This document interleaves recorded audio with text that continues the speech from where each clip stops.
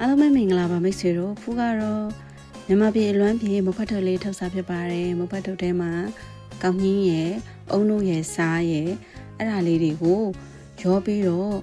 နေပြီးနှက်ထားပါတယ်ရေလေးကလည်းအတင်းတင်းထဲပေါ့နော်အရန်လည်းမပြော့စေနဲ့ပြော့ရင်စားမကောင်းတော့ဘူးပေါ့နော်ထုတ်တဲ့အချိန်မှာ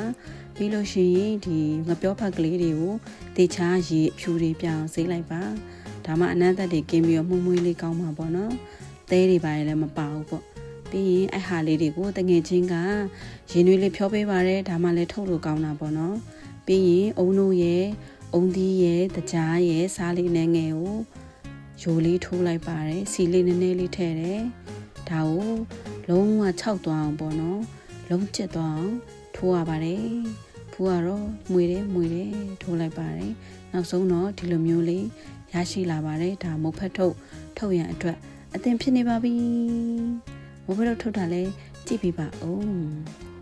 မဘတော့ထုတ်ရန်ဒီငပြောဖက်လေးတွေကိုစီလေးတွေထည့်တယ်ပြီးလို့ရှိရင်အလုံးကိုအနေတော့အလုံးလေးတွေ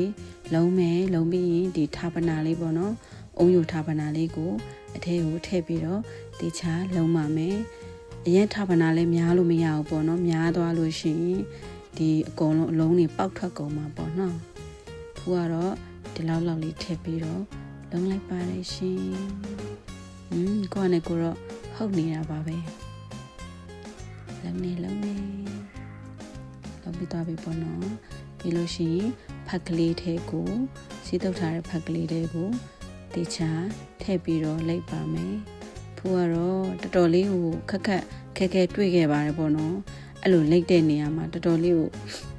မရပါဘူးဘာဖြစ်ဆိုတော့ပထမဆက်တော့အရွက်ကအရင်ကျွတ်နေတော့လေမရဘူးယူနီဖြောရတာနောက်ပိုင်းမှရသွားတာပေါ့နော်ဒါကတော့ထုတ်လိုက်တော့လှလေးတော့ထွက်လာပါတယ်မလှတဲ့ဟာတွေရှိတယ်နော်ပြီးမှကြည့်ပါပြီးလို့ရှိရင်